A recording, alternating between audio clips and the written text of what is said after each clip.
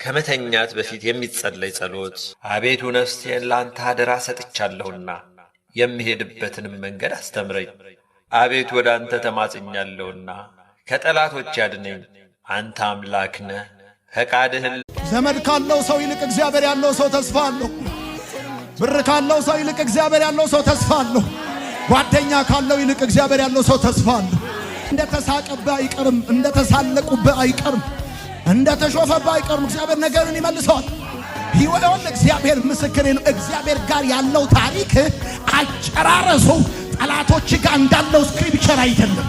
ጠላቶች ጋር እንዳለው ስክሪፕት አይደለም። እንደዛ ጋር እንታል የሰማኝ ሰው ካለ እግዚአብሔር ጋር ያለው የታሪክ መጨረሻ ጠላቶች ጋር እንዳለው ስክሪፕት አይደለም።